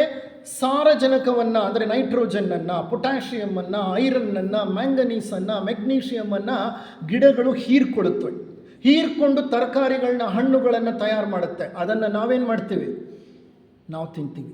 ನಾವು ತಿಂದಾಗ ಭೂಮಿಯಲ್ಲಿದ್ದಂಥ ಆ ಎಲ್ಲ ಅಣುಗಳು ಎಲ್ಲಿಗೆ ಬಂತು? ನನ್ನ ಶರೀರಕ್ಕೆ ಬಂತು. ನನ್ನ ಶರೀರದಿಂದ ನಾನೇನು ಮಾಡ್ತೀನಿ? ಅದನ್ನು ವಿಸರ್ಜಿಸುತ್ತೇನೆ. ವಿಸರ್ಜಿಸಿದ ಮೇಲೆ ಮತ್ತೆ ಅದು ಎಲ್ಲಿಗೆ ಹೋಗುತ್ತೆ? ಮಣ್ಣಿಗೆ ಹೋಗುತ್ತೆ. ಮತ್ತೆ ಮಣ್ಣಿಂದ ಎಲ್ಲಿಗೆ ಸೇರುತ್ತೆ? ಅದು ಗಿಡಗಳಿಗೆ, ಸಸ್ಯಗಳಿಗೆ. ಮತ್ತೆ ಸಸ್ಯಗಳಿಂದ ಅದೆಲ್ಲಿ ಬರುತ್ತೆ? ನನಗೆ ಬರುತ್ತೆ. ಈಗ ನನ್ನ ಶರೀರದ ಒಳಗಡೆ ಇರೋ ಅಣುಗಳು ಎಲ್ಲಿತ್ತು ಅಂತ ಹೇಳಿದ್ರೆ ಅವೆಲ್ಲ ಮಣ್ಣಲ್ಲಿತ್ತು. ಮಣ್ಣಿಂದ ಸಸ್ಯಗಳು, ಸಸ್ಯಗಳಿಂದ ನಾನು. ಅಕಸ್ಮಾತ್ ಪ್ರಾಣಿಯನ್ನು ತಿಂತಿರೋಂತಹ ವ್ಯಕ್ತಿಗಳಿರ್ಬೋದು. ಅವರಿಗೆ ಪ್ರಾಣಿಯನ್ನು ತಿಂದಾಗ ಅಣುಗಳು ಸಿಕ್ಕುತ್ತೆ. ಆದರೆ ಆ ಪ್ರಾಣಿ ಏನನ್ನು ತಿಂದಿರುತ್ತೆ? ಆ ಪ್ರಾಣಿ ಸಸ್ಯಗಳನ್ನು ತಿಂದಿರುತ್ತೆ ಒಂದು ಹಂತದಲ್ಲಿ. ಹಾಗಾದರೆ ಆ ಸಸ್ಯಗಳಿಗೆ ಎಲ್ಲಿಂದ ಬರ್ತಾ ಇದೆ? ಭೂಮಿಯಿಂದ ಬರ್ತಾ ಇದೆ. ಯಾವ ಭೂಮಿಯಿಂದ ಬಂತೋ ಇದೆಲ್ಲ ಮತ್ತೆ ಆ ಭೂಮಿಗೆ ಹೋಗಿ ಸೇರುತ್ತೆ. ಯಾವ ಗಾಳಿಯಿಂದ ಬಂತೋ ಇದೆಲ್ಲ ಮತ್ತೆ ಆ ಗಾಳಿಗೆ ಹೋಗಿ ಸೇರುತ್ತೆ. ಹೇಗೆ ಸಮುದ್ರದ ನೀರು ಆವಿಯಾಗಿ ಆಕಾಶವನ್ನು ತಲುಪಿ ಅದು ಮೋಡವಾಗಿ ಗುಡುಗು ಸಹಿತ ಮಳೆ ಬಂದಾಗ ಆ ನೀರು ಪುನಃ ನಮ್ಮ ಕೆರೆ, ಕುಂಟೆ, ಬಾವಿಗಳಿಗೆ ಬಂದು ತಲುಪುತ್ತೋ ಹಾಗೆ ಈ ಎಲ್ಲ ರಾಸಾಯನಿಕ ವಸ್ತುಗಳು ಸೈಕಲಲ್ಲಿ ಇದೆ. ಪ್ರತಿಯೊಂದು ಸೈಕಲ್ಲೇ. ನೀವು ಬೆಳಿಗ್ಗೆ ಮನೆ ಬಿಟ್ಟು ರಾತ್ರಿ ಮನೆಗೆ ವಾಪಸ್ ಬರ್ತೀರಿ ಅಂತ ಅಂದ್ಕೊಳ್ಳಿ. ಸೈಕಲ್ಲ ಅಲ್ವಾ? ಅದು it's A cycle. One day got over. ಹಗಲಿನ ನಂತರ ರಾತ್ರಿ, ರಾತ್ರಿಯ ನಂತರ ಹಗಲು. ನಮ್ಮ ಜೀವನ ಸಹ ಆವರ್ತನವೇ. ಅದಕ್ಕೆ ಡಿ ವಿ ಗುಂಡಪ್ಪನವರು ಬಹಳ ಸುಂದರವಾಗಿ ಹೇಳ್ತಾರೆ, ತಿರುಗಿ ತಿರುಗುತ್ತೆ ಬುಗುರಿ ತಾನೇ ಸೋತು, ತಿರೆಗುರುಳುವುದು ತನ್ನ ಬಲವ ತಾಂ ಕಳೆದು, ನರನು ಮಂತೆಯೇ ಸುತ್ತಿ ಸುತ್ತಿ ಕಡೆಗೊಂದು ದಿನ ತೆರುವ ನಸ್ತಿಯ ಧರೆಗೆ ಮಂಕುತಿಮ್ಮ. ತಿರುಗಿ ತಿರುಗುತ್ತೆ ಬುಗುರಿ ತಾನೇ ಸೋತು. ತಿರುಗ್ತಾ ಇರುತ್ತೆ, ಸುತ್ತಾ ಇರುತ್ತೆ, ಆವರ್ತನ ನಡೀತಾ ಇರುತ್ತೆ. ಎಲ್ಲಿವರೆಗೂ? ತಾನೇ ಸೋತು ತಿರೆಗುರುಳುವುದು. ಯಾವುದೋ ಒಂದು ಹಂತ ಬರುತ್ತೆ, ತಿರುಗ್ತಾ ಇರೋಂಥ ಬುಗುರಿ ಆ ಹಂತದಲ್ಲಿ ತನ್ನ ಬಲವನ್ನೆಲ್ಲ ಕಳ್ಕೊಂಡು ಏನಾಗುತ್ತೆ? ಕೆಳಗೆ ಬಿದ್ದು ಹೋಗುತ್ತೆ. ಹಾಗೆ ಮನುಷ್ಯ ಸಹ ನರನು ಮಂತೆಯೇ, ನರ ಅಂದರೆ ಮನುಷ್ಯನು ಹಾಗೇನೆ ಸುತ್ತಿ ಸುತ್ತಿ ಕಡೆಗೊಂದು ದಿನ ತೆರುವ ನಸ್ತಿಯ ಧರೆಗೆ ಮಂಕುತಿಮ್ಮ. ಸುತ್ತಿ ಸುತ್ತಿ ಸುತ್ತಿ ಎಷ್ಟೋ ದಿನಗಳ ಆವರ್ತನವನ್ನು ಮುಗಿಸಿ ಒಂದು ದಿವಸ ಕೆಳಗೆ ಬಿದ್ದು ತನ್ನ ಮೂಳೆಗಳನ್ನು, ಅಸ್ಥಿಯನ್ನು ಅಥವಾ ಶರೀರವನ್ನು ಧರೆಗೆ ಒಪ್ಪಿಸಿ ಬಿಡ್ತಾನೆ. ಯಾವ ಧರೆಯಿಂದ ಅವನ ಶರೀರ ಹುಟ್ಟಿ ಬೆಳೀತೋ ತಾಯಿಯ ಗರ್ಭದಲ್ಲಿ ಆ ಭೂಮಿಗೆ ಪುನಃ ತನ್ನೆಲ್ಲ ಪಂಚಭೂತಗಳನ್ನು ಅರ್ಪಿಸಿಬಿಡ್ತಾನೆ. ಅಂದರೆ ಇದು ಒಂದು ರೀತಿಯ ಆವರ್ತನವೇ ಅಂತ ಅರ್ಥ. ಅಂದರೆ ಪ್ರತಿಯೊಂದು ಆವರ್ತನಶೀಲತೆಯನ್ನು ಹೊಂದಿದೆ. ಕಮಲ ಉದಯದೊಳರಳಿ ಸಂಜೆಯಲ್ಲಿ ಮಗುಳಾಗಿ ಸುಮ ಒಪ್ಪುದಂತೆ, ಮರುವಗಲು ಮಗಳ್ದಂತೂ ಅಮಿತ ಪ್ರಪಂಚನ ವರ್ತನ ಕುಂಚನ ಕ್ರಮವೇ ವಿಶ್ವಚರಿತ್ರೆ ಮಂಕುತಿಮ್ಮ. ಕಮಲ ಉದಯದೊಳರಳಿ, ಕಮಲ ಬೆಳಿಗ್ಗೆ ಹುಟ್ಟುತ್ತೆ, ಸಂಜೆಯಲ್ಲಿ ಮಗುಳಾಗಿ, ಸಾಯಂಕಾಲ ಆಗ್ತಾ ಇದ್ದ ಹಾಗೆ ಅದು ಮುದುಡ್ಕೊಂಡು ಬಿಡುತ್ತೆ. ಮರುವಗಲು ಮಗುಳ್ದಂತೂ, ಮಾರನೇ ದಿವಸ ಹಗಲು ಮತ್ತೆ ಅರಳುತ್ತೆ. ಮರುವಗಲು ಮಗುಳ್ದಂತೂ ಅಮಿತ ಪ್ರಪಂಚನ ಕುಂಚನ ವರ್ತನ, ಆವರ್ತನ ಆ ಪದ ಬಳಸಿದ್ದಾರೆ ಮಂಕುತಿಮ್ಮನ ಕಗ್ಗದಲ್ಲಿ ಡಿ ವಿ ಗುಂಡಪ್ಪನವರು. ಅಮಿತ, ಅಮಿತ ಅಂದರೆ ಲೆಕ್ಕವೇ ಇಲ್ಲದಷ್ಟು. ಆವರ್ತನ, ಆವರ್ತನ ಅಂದರೆ ಸೈಕಲ್ಗಳ ಕ್ರಮವೇ ವಿಶ್ವಚರಿತ್ರೆ ಮಂಕುತಿಮ್ಮ. This is called law of periodicity, it is called law of cycles. ಇದನ್ನು ಆವರ್ತನಗಳ ನಿಯಮ ಅಂತ ಕರೀತಾರೆ. ಆವರ್ತ ನಿಯಮ ಅಂತ ಸಹ ಕೆಲವು ಕಡೆ ಬಳಸ್ತಾರೆ. ಈ ಆವರ್ತ ನಿಯಮ ನಮ್ಮ ಗುಪ್ತ ಸಿದ್ಧಾಂತದ ಒಂದು ಮೂಲಭೂತ ಪ್ರತಿಪಾದನೆ. ನಾವು ಹುಟ್ಟುತ್ತೇವೆ ಇಲ್ಲಿ ಕರ್ಮಗಳನ್ನು ಹೊತ್ಕೊಂಡು. ಆ ಕರ್ಮಗಳನ್ನು ಕಳ್ಕೊಂಡ ತಕ್ಷಣ ಒಂದು ಕ್ಷಣ ನಾವು ಇಲ್ಲಿರ್ಲಿಕ್ಕೆ ಸಾಧ್ಯ ಇಲ್ಲ. ನಾವು ಈ ಜಗತ್ತನ್ನು ಬಿಟ್ಟು ಮತ್ತೆ ಹೊರಟು ಹೋಗ್ತೇವೆ, ಪುನಃ ಕರ್ಮಗಳನ್ನು ಹೊತ್ಕೊಂಡು ಹುಟ್ಟುತ್ತೇವೆ. ಅದಕ್ಕೆ ಡಿ ವಿ ಗುಂಡಪ್ಪನವರು ಒಂದು ಕಡೆ ಹೇಳ್ತಾರೆ, ಒಂದು ಅಗುಳು ಹೆಚ್ಚಿರದು ಒಂದು ಅಗುಳು ಕೊರೆಯಿರದು, ತಿಂದು ನಿನ್ನ ಋಣ ತೀರುತ್ತಲೇ ಪಯಣ, ಹಿಂದಾಗದೊಂದು ಕ್ಷಣ ಮುಂದಕ್ಕೂ ಕಾದಿಹದು, ಸಂದ ಲೆಕ್ಕವದೆಲ್ಲ ಮಂಕುತಿಮ್ಮ. ಒಂದು ಅಗುಳು ಹೆಚ್ಚಿರೋದು ಒಂದು ಅಗುಳು ಕೊರೆ ಇರೋದು, ಒಂದು ಅಗಳು ಜಾಸ್ತಿ ತಿನ್ನೋಕ್ಕೂ ಆಗಲ್ಲ, ಒಂದು ಅಗಳು ಕಡಿಮೆ ತಿನ್ನೋಕ್ಕೂ ಆಗಲ್ಲ. ತಿಂದು ನಿನ್ನ ಋಣ ತೀರುತ್ತಲೇ ಪಯಣ, ನಿನ್ನ ಅನ್ನ ಋಣವನ್ನು ತೀರಿಸಿದ ತಕ್ಷಣ ನಿನ್ನ ಮುಂದಿನ ಪ್ರಯಾಣ ಪ್ರಾರಂಭವಾಗತ್ತೆ. ಒಂದಗಳು ಹೆಚ್ಚಿರೋದು ಒಂದಗಳು ಕರೆ ಇರೋದು, ತಿಂದು ನಿನ್ನ ಋಣ ತೀರುತ್ತಲೇ ಪಯಣ, ಹಿಂದಾಗದೊಂದು ಕ್ಷಣ ಮುಂದಕ್ಕೂ ಕಾದಿಹದು. ಒಂದು ಕ್ಷಣ ಹಿಂದಕ್ಕೂ ಆಗಲ್ಲ, ಮುಂದಕ್ಕೂ ಕಾಯಲ್ಲ. ಹಿಂದಾಗದೊಂದು ಕ್ಷಣ ಮುಂದಕ್ಕೂ ಕಾಯದು, ಸಂದ ಲೆಕ್ಕವದೆಲ್ಲ ಮಂಕುತಿಮ್ಮ. ನಾವು ಒಪ್ಪಿಸಿದ ಲೆಕ್ಕ ಅದು. ಕರ್ಮದ ಲೆಕ್ಕ ಚುಕ್ತ ಆಗ್ತಾ ಇದ್ದ ಹಾಗೆ ಯಾವ ವ್ಯಕ್ತಿನೂ ಇಲ್ಲಿ ಒಂದು ಕ್ಷಣ ಕಾಲ ಸಹ ಹೆಚ್ಚಾಗಿ ಇರಲಿಕ್ಕೆ ಸಾಧ್ಯವೇ ಇಲ್ಲ. ಅಂದರೆ ಇಲ್ಲಿ ಮುಖ್ಯವಾಗಿ ಆಕೆ ಹೇಳ್ತಾ ಇರೋದು, ನೀವು ಗಮನಿಸ್ತಾ ಹೋಗಿ, ಪ್ರತಿಯೊಂದು ಆವರ್ತನವೇ, ಪ್ರತಿಯೊಂದು. ಈಗ ನೀವು ಈ ಉಪನ್ಯಾಸಕ್ಕೆ ಬಂದ್ರಿ, ಕುಳಿತುಕೊಂಡ್ರಿ, ಉಪನ್ಯಾಸವನ್ನು ಹಂತ ಹಂತಗಳಲ್ಲಿ ಕೇಳಿದ್ರಿ, ಆಮೇಲೆ ಏನು ಮಾಡ್ತೀರಿ? ಕೊನೆಯಲ್ಲಿ ಏನು ಮಾಡ್ತೀರಿ? ಎದ್ದು ಮನೆಗೆ ಹೋಗ್ತೀರಿ. ಪುನಃ ಮುಂದೆ ಇನ್ನೊಂದು ಉಪನ್ಯಾಸ, ಏನು ಮಾಡ್ತೀರಿ? ಬಂದು ಕೂತ್ಕೊಳ್ತೀರಿ. ಇದು ಸೈಕಲ್. ಓಕೆ, ಒಂದು ಹಾಡು ಹಾಡ್ತಿದ್ದಾರೆ. ಹಾಡು ಬರೀ ಸ್ವರಗಳನ್ನು ಹೊಂದಿರೋದಿಲ್ಲ, ದಯವಿಟ್ಟು ತಿಳ್ಕೊಳ್ಳಿ. ಸ್ವರಗಳ ಮಧ್ಯೆ ಮೌನ ಇರುತ್ತೆ. ಮೌನವಿಲ್ಲದೆ ಒಂದೇ ಸಮ ಸ್ವರಗಳು ಬಂದರೆ ಅದು ಸಂಗೀತ ಅಂತ ಅನ್ನಿಸ್ಕೊಳ್ಳೋದೇ ಇಲ್ಲ. ಪ್ರತಿ ಸ್ವರವೂ ಮೇಲೇಳುತ್ತೆ. ಎಲ್ಲಿಂದ ಮೇಲೇಳುತ್ತೆ? ಮೌನದಿಂದ ಮೇಲೇಳುತ್ತೆ, ಅಥವಾ ಮೌನದ ಆಧಾರದಿಂದ ಮೇಲೇಳುತ್ತೆ ಸ್ವರ. ಮತ್ತೆ ಸ್ವರ ಎಲ್ಲಿಗೆ ಹೋಗಿ ತಲುಪುತ್ತೆ? ಮೌನಕ್ಕೆ. ಮತ್ತೆ ಮೌನದಿಂದ ಇನ್ನೊಂದು ಸ್ವರ, ಮತ್ತೆ ಆ ಸ್ವರ ಮೌನಕ್ಕೆ ಹೋಗುತ್ತೆ. Even music follows a cycle. Even music, ಸ್ವರವು ಮೌನದಿಂದ ಹುಟ್ಟುತ್ತೆ, ಮತ್ತೆ ಮೌನಕ್ಕೆ ಹೋಗಿ ಸೇರುತ್ತೆ.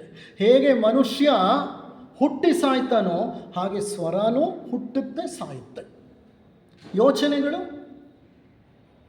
ಯೋಚನೆಗಳ ಆವರ್ತನನ ಅಲ್ವಾ?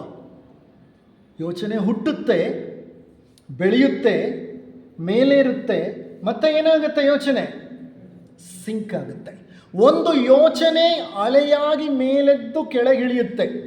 ಕೆಳಗಿಳಿದ ನಂತರ ಅದನ್ನು ಹಿಂಬಾಲಿಸ್ಕೊಂಡೇನಾಗುತ್ತೆ, ಇನ್ನೊಂದು ಯೋಚನೆ ಮೇಲೆ ಏಳುತ್ತೆ, ಕೆಳಗಿಳಿಯುತ್ತೆ. ಭಾವನೆಗಳು ಹಾಗೆ.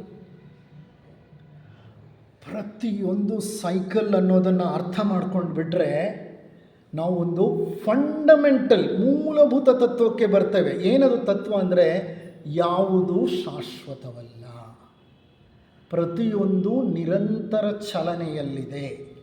ಚಲನೆ ಕ್ರಮರಹಿತವಾಗಿಲ್ಲ, ಚಲನೆ ಕ್ರಮಸಹಿತವಾಗಿ ಅಥವಾ ಕ್ರಮಬದ್ಧವಾಗಿ ಇದೆ. ಎಲ್ಲೆಲ್ಲೂ ವ್ಯವಸ್ಥೆ ಇದೆ. ಇದು ಎರಡನೆಯ ಅತಿ ಮುಖ್ಯವಾದಂಥ ಪ್ರತಿಪಾದನೆ. ಇರಲಿ, ಮೂರನೆಯ ಪ್ರತಿಪಾದನೆ ಏನು ಹೇಳುತ್ತೆ ಅಂತ ಅಂದರೆ, ಎಲ್ಲ ಆತ್ಮಗಳು ಮೂಲಭೂತವಾಗಿ ಆ ವಿಶ್ವಾತ್ಮನೊಡನೆ ಗುರುತಿಸಿಕೊಂಡಿವೆ. ಆ ವಿಶ್ವಾತ್ಮನು ಸಹ ಅಜ್ಞಾತ ಬೇರಿನ ಅಂಶ ಮತ್ತು ಪ್ರತಿ ಆತ್ಮನು ಕಡ್ಡಾಯ ತೀರ್ಥಯಾತ್ರೆಯಲ್ಲಿದ್ದಾನೆ. ವಿಶ್ವಾತ್ಮನ ಒಂದು ಕಿಡಿಯಾಗಿದ್ದಾನೆ. ಆವರ್ತನ ನಿಯಮ ಮತ್ತು ಕರ್ಮ ನಿಯಮಕ್ಕೆ ಅನುಸಾರವಾಗಿ ಸಾಗುವ ಪುನರ್ಜನ್ಮ ಆವರ್ತನ ಮತ್ತು ಅವಶ್ಯಕತೆಯ ನಿಯಮದಂತೆ ಈ ತೀರ್ಥಯಾತ್ರೆಯನ್ನು ಮಾಡುತ್ತಿದ್ದಾನೆ. The third proposition. ಇದನ್ನು ಅರ್ಥ ಮಾಡ್ಕೋಬೇಕು ಅಂತ ಅಂದರೆ ನಾವೇನು ತಿಳ್ಕೋಬೇಕಂದ್ರೆ, ಎಲ್ಲ ಆತ್ಮಗಳು ಮೂಲಭೂತವಾಗಿ ಒಂದು ವಿಶ್ವಾತ್ಮನ ಜೊತೆಗೆ ಗುರುತಿಸಿಕೊಂಡಿವೆ. ಅಂದರೆ ನಮ್ಮ ಪ್ರತಿಯೊಬ್ಬರಲ್ಲೂ ಒಂದೊಂದು ಆತ್ಮ ಇರೋದಾದರೆ, ಈ ಎಲ್ಲ ಆತ್ಮಗಳಿಗೆ ಮೂಲ ಯಾವುದು ಅಂದರೆ ವಿಶ್ವಾತ್ಮ. ಯೂನಿವರ್ಸಲ್ ಸೋಲ್ ಅಂತ ಹೇಳ್ತೇವೆ. ಓವರ್ ಸೋಲ್ ಅನ್ನೋ ಪದವನ್ನು ನಮ್ಮ ಸೀಕ್ರೆಟ್ ಡಾಕ್ಟ್ರಿನ್ನಲ್ಲಿ ಮೇಡಮ್ ಬ್ಲಾವೆಟ್ಸ್ಕಿ ಅವರು ಬಳಸಿದ್ದಾರೆ ಇದನ್ನು ವಿವರಿಸುವಾಗ. ಓವರ್ ಸೋಲ್ ಅಂತಂದರೆ ಒಂದು ವಿಶ್ವಾತ್ಮ. ವಿಶ್ವಾತ್ಮ ಅಂದರೆ ಇನ್ನೇನೆಲ್ಲ ಪರಮಾತ್ಮ. ಆ ಪರಮಾತ್ಮನ ಜೊತೆ ಎಲ್ಲ ಆತ್ಮಗಳು ಗುರುತಿಸಿಕೊಂಡಿವೆ. ಹೇಗೆ ಗುರುತಿಸಿಕೊಂಡಿವೆ? ಎಲ್ಲ ಆತ್ಮಗಳು ಆ ಪರಮಾತ್ಮನ ಅಂಶಗಳು. ಅವು ಧರೆಗಿಳಿದಿವೆ. ಆ ವಿಶ್ವಾತ್ಮನಿದನಲ್ಲ ಪರಮಾತ್ಮ, ಅವನು ಸಹ ಅಜ್ಞಾತ ಬೇರಿನ ಅಂಶ. ಯಾರು ಆ ಪರಮಾತ್ಮ? ಆ ಪರಮಾತ್ಮ ಒಂದು ಅಜ್ಞಾತ ಬೇರಿದೆ. ನಾನು ಪ್ರಾರಂಭದಲ್ಲಿ ಹೇಳುವಾಗ ಹೇಳಿದೆ, ಈಶ್ವರ ಪರಮಃ ಕೃಷ್ಣ ಸಚ್ಚಿದಾನಂದ ವಿಗ್ರಹ ಅನಾದಿರಾದಿರ್ಗೋವಿಂದ ಸರ್ವಕಾರಣ ಕಾರಣ. ಎಲ್ಲ ಕಾರಣಗಳಿಗೂ ಮೂಲಭೂತ ಕಾರಣ. ಆ ಮೂಲಭೂತ ಕಾರಣವನ್ನು ಸೀಕ್ರೆಟ್ ಡಾಕ್ಟ್ರಿನ್ ಅಜ್ಞಾತ ಬೇರು ಅಂತ ಹೇಳುತ್ತೆ. ಆ ಬೇರಿಗೆ ಮತ್ತೊಂದು ಬೇರಿಲ್ಲ. ಆ ಬೇರಿಗೆ ಮೂಲವೇ ಇಲ್ಲ. ಅದು ಮೂಲವನ್ನು ಹೊಂದಿಲ್ಲದೆ ಇರುವಂತಹ ಒಂದು ಆದಿ ಬೇರು ಅದು. ಅಂಥ ಆದಿ ಬೇರಿಗೆ ಪರಮಾತ್ಮ ಜೋಡಿಸ್ಕೊಂಡಿದ್ದಾನೆ. ಆ ಪರಮಾತ್ಮನಿಂದ ನಾವು ಕೋಟ್ಯಾಂತರ ಆತ್ಮಗಳು ಹೊರಬಂದಿದ್ದೀವಿ.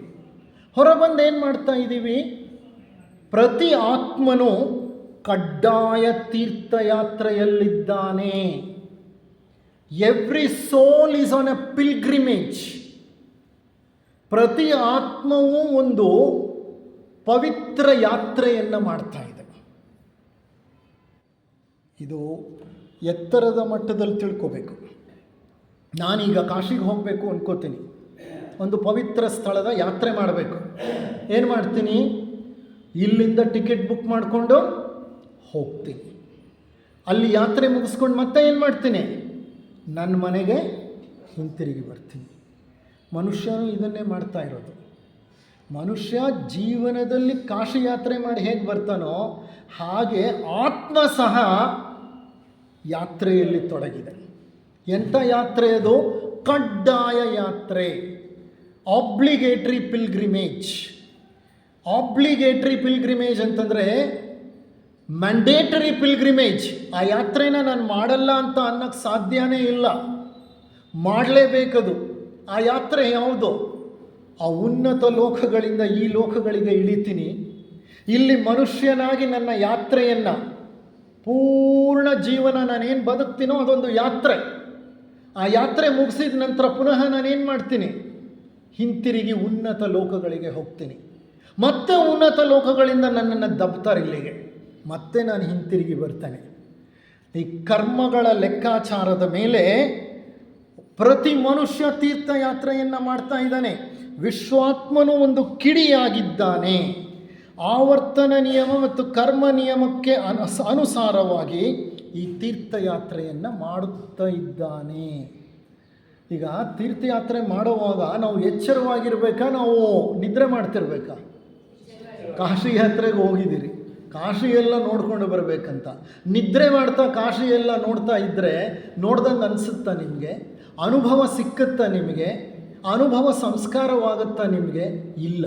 ಹಾಗಾದರೆ ನಮ್ಮನ್ನು ಭಗವಂತ ಈ ಜನ್ಮ ಕೊಟ್ಟು ಇಲ್ಲಿಗೆ ಕಳಿಸಿದ್ದಾನೆ. ನಾವಿಲ್ಲಿ ಕಣ್ಣು ಮುಚ್ಕೊಂಡಿದ್ದರೆ ಯಾತ್ರೆ ಏನಾಗುತ್ತೆ? ಅನುಭವ ಸಿಕ್ಕೋದೇ ಇಲ್ಲ. ಈ ಯಾತ್ರೆಯಿಂದ ಕಲಿಬೇಕಾಗಿರೋ ಪಾಠವನ್ನು ನಾವು ಕಲೀಲಿಕ್ಕೆ ಸಾಧ್ಯವೇ ಇಲ್ಲ. ಅದಕ್ಕೆ ಎಚ್ಚರವಾಗಿರೋದು ಬಹಳ ಮುಖ್ಯ. ಈ ಮೂರನೆಯ ಒಂದು ಪ್ರತಿಪಾದನೆ ಏನು ಹೇಳ್ತಿದೆ ಅಂದರೆ, ನಾವೆಲ್ಲ ಯಾತ್ರಿಕರು, ಯಾತ್ರೆಗೆ ಬಂದವರು. ಯಾತ್ರೆಗೆ ಬಂದ ವ್ಯಕ್ತಿ ಕಾಶಿ ನಂಗೆ ತುಂಬ ಚೆನ್ನಾಗಿದೆ, ತುಂಬ ಸುಂದರವಾಗಿದೆ, ನಂಗೆ ಭಾಳ ಇಷ್ಟ ಆಯಿತು, ನಾನು ಕಾಶಿಯ ವಿಶ್ವನಾಥನನ್ನು ಬಿಟ್ಟು ಒಂದು ನಿಮಿಷನೂ ಇರಲ್ಲ ಅಂತ ವಿಶ್ವನಾಥನನ್ನು ತಬ್ಕೊಂಡು ಕೂತ್ಕೊಳ್ಳಿಕ್ಕಾಗತ್ತಾ? ಎಷ್ಟೇ ನಿಮಗೆ ಭಕ್ತಿ ಇದ್ರೂ ಆ ವಿಶ್ವನಾಥನನ್ನು ಏನು ಮಾಡಬೇಕು? ನೋಡಿದ ನಂತರ ಹೊರಗೆ ಬರಬೇಕು. ಏಕೆಂದರೆ ಎಷ್ಟೋ ಜನ ನೋಡೋರು ಇದ್ದಾರಲ್ಲಿ. ಹಾಗಾದರೆ ಈ ಮನುಷ್ಯ ಈ ಜನ್ಮದಲ್ಲಿ ಇಲ್ಲಿ ಬಂದಿದ್ದೀವಲ್ಲ, ನಾವು ಈ ಒಂದು ಪ್ಯಾಸೇಜ್ ಮುಖಾಂತರ ನಾವು ಹಾದು ಹೋಗ್ತಿದ್ದೀವಲ್ಲ, ನನಗಿದು ಬಹಳ ಇಷ್ಟ ಆಗೋಯ್ತು, ನನ್ನ ಮನೆ ತುಂಬ ಇಷ್ಟನಪ್ಪ, ನನಗೆ ನನ್ನ ಮಗಳು ತುಂಬ ಇಷ್ಟನಪ್ಪ, ನನಗೆ ನನ್ನ ಅಳಿಯ ಬಹಳ ಬೇಕಾದವನಪ್ಪ, ನನಗೆ ನನ್ನ ಮಗ ಅಂದರೆ ಪ್ರಾಣನಪ್ಪ ಅಂತ ಹಿಡ್ಕೊಂಡು ಕೂತ್ಕೊಳ್ಳೋಕ್ಕಾಗತ್ತಾ? ಎಲ್ಲವನ್ನೂ ಏನು ಮಾಡಬೇಕು? ಅನುಭವಿಸ್ಬೇಕು. ಯಾವುದಕ್ಕೂ ಅಂಟ್ಕೊಳ್ಬಾರ್ದು. ಎಲ್ಲವನ್ನೂ ಅನುಭವಿಸಬೇಕು. ಆ ಅನುಭವಿಸೋ ಹಂತದಲ್ಲಿ ಅನುಭವಿಸುವವ ಎಚ್ಚರವಾಗಿ, ದಟ್ ಈಸ್ ವೆರಿ ಇಂಪಾರ್ಟೆಂಟ್. ಭಾಳ ಎಚ್ಚರವಾಗಿರಬೇಕು. ಯಾಕೆಂದರೆ ಅನುಭವಿಸುವ ಹಂತದಲ್ಲಿ ನಮ್ಮಲ್ಲಿ ಕಾಮನೆಗಳು ಹುಟ್ಕೊಂಡ್ಬಿಟ್ರೆ ನಾವು ಆ ಅನುಭವಕ್ಕೆ ಏನು ಮಾಡ್ಕೋತೀವಿ? ಅಂಟ್ಕೊಂಡು ಬಿಡ್ತೀವಿ. ಎಚ್ಚರವಾಗಿದ್ದರೆ ಅಂಟಿಕೊಳ್ಳದೇ ಇರುವಂತಹ ಜೀವನವನ್ನು ನಡೆಸಬಹುದು. ಅಂಥ ಜೀವನವೇ ಶ್ರೇಷ್ಠವಾದಂತಹ ಜೀವನ. ಅಂದರೆ ಇದಕ್ಕೆ ಸಂಬಂಧಪಟ್ಟ ಹಾಗೆ ಒಂದು ಸಣ್ಣ ಕಥೆ ಇದೆ, ಒಂದು ಕಗ್ಗ ಇದೆ, ಅದು ಹೇಳಿ ಮುಕ್ತಾಯ ಮಾಡ್ತೇನೆ. ಯಾತ್ರಿಕರು ನಾವೆಲ್ಲ ಯಾತ್ರಿಕರು. ಧರ್ಮಕ್ಷೇತ್ರವೀ ಲೋಕ. ಈ ಲೋಕ ಒಂದು ಧರ್ಮಕ್ಷೇತ್ರ. ನೇಮದಿಂದಿರಲಿ ಕೆಡೆಯುಂಟು. ನಿಯಮಬದ್ಧವಾಗಿರಲಿಕ್ಕೆ ಇಲ್ಲಿ ಸ್ಥಳ ಇದೆ. ಎಡೆ ಉಂಟು ಅಂದರೆ ಸ್ಥಳ ಇದೆ. ರಾತ್ರಿ 3 ಆಯಿತು ಹೊರಡೆನೆ. 3 ರಾತ್ರಿ ಆಯ್ತಪ್ಪ ಈ ಧರ್ಮಛತ್ರದಲ್ಲಿ ಅಂದರೆ ಏನು ಮಾಡ್ಬೇಕು ನಾವು? ಹೊರಟು ಬಿಟ್ಟರೆ ಪಾರುಪತ್ಯದವ ಮೆಚ್ಚುವನು ಮಂಕುತಿಮ್ಮ. ಪಾರುಪತ್ಯದವ ಅಂತಂದರೆ ಆ ಭಗವಂತ ಪಾರುಪತ್ಯಗಾರ, ಆತನೇ ಇದ್ರ ಸೂಪರ್ವೈಸರು, ಈ ವಿಶ್ವದ ಸೂಪರ್ವೈಸರ್ ಆತ. ನಾವು ಜಾಗ ಖಾಲಿ ಮಾಡು ಅಂದ ತಕ್ಷಣ ಖಾಲಿ ಮಾಡಿಬಿಟ್ರೆ ಆತನಿಗೆ ಬಹಳ ಸಂತೋಷ ಆಗತ್ತೆ. ಯಾತ್ರಿಕರು ನಾವು, ವಿ ಆರ್ ಟ್ರಾವೆಲರ್ಸ್ ಅಂತ ಅರ್ಥ. ಒಬ್ಬ ಸಂತ ಒಂದು ಗುಡ್ಡದ ತಪ್ಪಲಿನಲ್ಲಿ ಬಿಸಿಲು ಕಾಯುತ್ತಾ ಕುಳಿತಿದ್ದ. ಮುಂಜಾನೆಯ ಸಮಯವಾಗಿತ್ತು. ಸೂರ್ಯ ಉದಯಿಸಿ 1-2 ತಾಸಾಗಿತ್ತು. ಸುಂದರವಾದ ವಾತಾವರಣ. ಮೌನವಾಗಿ ಕುಳಿತ ಸಂತ ಧ್ಯಾನಸ್ಥನಾಗಿದ್ದಾನೆ ಎಂದು ಹೇಳಬಹುದಾಗಿತ್ತು. ಆಗ ಒಬ್ಬ ಯಾತ್ರಿಕ ತನ್ನ ಬೆನ್ನಿನ ಮೇಲೆ ಒಂದು ಚೀಲವನ್ನು ಹೊತ್ತುಕೊಂಡು ಆ ಕಡೆ ನಡೆದು ಬಂದ. ಅರ್ಥ ಆಗ್ತಿದೆಯಾ ಇದು ಸಿನೇರಿಯೋ? ಒಬ್ಬ ಸಂತ ಬಿಸಿಲು ಕಾಯಿಸ್ಕೊಂಡು ಬೆಟ್ಟದ ತಪ್ಪಲಿನಲ್ಲಿ ಕುಳಿತುಕೊಂಡಿದ್ದ. ಅಲ್ಲಿ ಯಾರೂ ಓಡಾಡೋರೇ ಇಲ್ಲ. ಅವನು ಧ್ಯಾನಸ್ಥನಾಗಿ ಕುಳಿತಿದ್ದ. ಯಾರೋ ಒಬ್ಬ ಯಾತ್ರಿಕ ಚೀಲ ಹೊತ್ಕೊಂಡು ಆ ಕಡೆ ಬಂದ. ಅಪರೂಪಕ್ಕೆ ಯಾತ್ರಿಕರ ಆ ಕಡೆ ಬರ್ತಾ ಇದ್ದಿದ್ದು. ಒಬ್ಬ ಯಾತ್ರಿಕ ಬಂದ ಆ ಕಡೆ. ಆ ಸ್ಥಳದಲ್ಲಿ ಮಾನವ ವಾಸ್ತವ್ಯವನ್ನು ಆತ ನೋಡೇ ಇರಲಿಲ್ಲ. ಯಾರೂ ಯಾತ್ರಿಕ ನೋಡೇ ಇರಲಿಲ್ಲ. ಎಷ್ಟೋ ದಿನಗಳ ಕಾಲ ಒಬ್ಬನೇ ನಡ್ಕೊಂಡು ಬರ್ತಾ ಇದ್ದ. ಇದ್ದಕ್ಕಿದ್ದ ಹಾಗೆ ಈ ಸಂತನನ್ನು ಕಂಡ. ಆತನಿಗೆ ಸಂತಸವೂ ಆಯಿತು, ಆಶ್ಚರ್ಯವೂ ಆಯಿತು. ಏಕೆಂದರೆ ಈ ಸಂತ ಒಬ್ಬ ಇಲ್ಲಿ ಹೇಗೆ ವಾಸ ಮಾಡ್ತಿದ್ದಾನೆ? ಬಿಸಿಲು ಕಾಯಿಸ್ತಾ ಕೂತ್ಕೊಂಡಿದ್ದಾನಲ್ಲ ಇವನು ಅಂತ ಸಂತನ ಬಳಿ ಬಂದು ಆತನಿಗೆ ಶುಭಾಶಯವನ್ನು ಹೇಳ್ದ. ಆ ಸಂತನೋ ಯೋಗಿಯವನು ಹೆಚ್ಚು ಮಾತನಾಡುವವನೇ ಅಲ್ಲ, ಬಹಳ ಕಾಲದಿಂದ ಏಕಾಂಗಿಯಾಗಿದ್ದು ಮೌನವೇ ಜೀವನವಾಗಿ ಪರಿವರ್ತನೆ ಆಗಿಬಿಟ್ಟಿತ್ತು ಅವನಿಗೆ. ಅವನ ಮೌನ ಜೀವನ ಎರಡೂ ಒಂದೇ ಆಗಿತ್ತು. ಆತ ಕೈ ಸನ್ನೆಯಿಂದ ಹೇಳ್ತಾನೆ, ಅಪ್ಪ ಕೂತ್ಕೋ ಅಂತ. ಆದರೆ ಆ ಯಾತ್ರಿಕ ನಿಂತ್ಕೊಂಡೇ ಸಂತನನ್ನು ಉದ್ದೇಶಿಸಿ ಮಾತನಾಡ್ತಿದ್ದಾನೆ. ಆಗ ಸಂತ ಹೇಳ್ದ, ಅಪ್ಪ ಬಾ ಅಂತ ತನ್ನ ಗುಡಿಸಲಿಗೆ ಕರ್ಕೊಂಡು ಹೋದ. ಕುಡಿಲಿಕ್ಕೆ ನೀರು ಕೊಟ್ಟ. ಆ ಗುಡಿಸಲು ಬಹಳ ಸರಳವಾಗಿತ್ತು. ಅಲ್ಲಿ ಯಾವ ಪೀಠೋಪಕರಣಗಳು ಇರಲಿಲ್ಲ. ಪೀಠೋಪಕರಣಗಳು ಅಂದರೆ ಫರ್ನಿಚರು, ಟೇಬಲ್ ಆಗಲಿ, ಚೇರ್ ಆಗಲಿ, ಟಿಪಾಯ್ ಆಗಲಿ ಏನೂ ಇರಲಿಲ್ಲ. ಅಲ್ಲಿ ಖಾಲಿ ಜಾಗ. ಇವನು ವೆಸ್ಟರ್ನ್ ಟ್ರಾವೆಲರು, ಪಾಶ್ಚಿಮಾತ್ಯ ದೇಶದ ಯಾತ್ರಿಕ. ಇದೇನಿದು ಹಿಂಗಿದೆ ಮನೆ ಅಂದ್ಬಿಟ್ಟು ಕೇಳೇ ಬಿಟ್ಟ ಆಶ್ಚರ್ಯದಿಂದ. ಸಂತರೇ, ನಿಮ್ಮ ಪೀಠೋಪಕರಣಗಳಲ್ಲಿ, ವೇರ್ ಆರ್ ಯುವರ್ ಫರ್ನಿಚರ್ಸ್ ಅಂತ.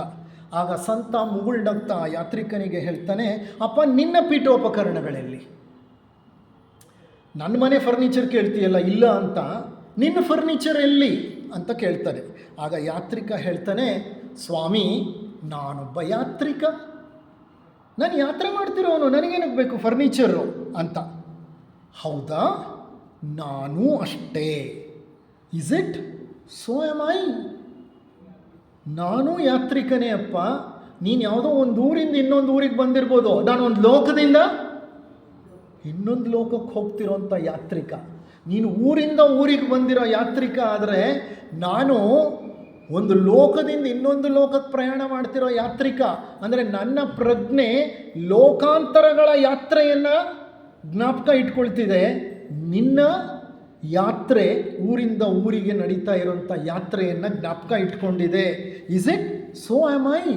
ಅಂದರೆ ಯಾತ್ರಿಕ ತನ್ನ ದೇಶ ಬಿಟ್ಟು ಈ ಗುಡ್ಡಗಾಡು ಪ್ರದೇಶಕ್ಕೆ ಯಾತ್ರೆ ಬಂದಿದ್ದಾನೆ. ಈ ಸಂತ ಉನ್ನತ ಹಂತದ ಯಾತ್ರೆ, ಅಂದರೆ ನಾವು ಲೋಕಾಂತರಗಳ ಯಾತ್ರೆ ಮಾಡ್ತಿದ್ದೀವಲ್ಲ, ಅದನ್ನು ಕುರಿತು ಹೇಳ್ತಾ ಇದ್ದಾನೆ.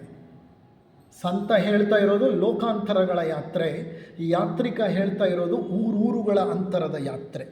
ನಾವೆಲ್ಲರೂ ಆ ಯಾತ್ರಿಕನಂತೆ ಊರಿನಿಂದ ಊರಿಗೆ ಹೋಗುತ್ತಾ ಯಾತ್ರಿಕರೆಂದು ಭಾವಿಸಿದ್ದೇವೆ. ಆದರೆ ಸಂತ ಮಹಂತರು ಹಲವಾರು ಜೀವಮಾನಗಳ ಮೂಲಕ ನಡೆಯುತ್ತಿರುವ ಜನನ ಜೀವನ ಮರಣಗಳ ಅಸಂಖ್ಯಾತ ಮೆರವಣಿಗೆಯನ್ನು ಪ್ರಯಾಣವೆಂದು, ಯಾತ್ರೆಯೆಂದು, ತಾವು ನಡೆಸುತ್ತಿರುವ ದೀರ್ಘಕಾಲದ ಬರುವ ಹೋಗುವ ಈ ವರ್ತುಲವನ್ನು ಯಾತ್ರೆ ಎಂದು ಕಾಣುತ್ತಾರೆ.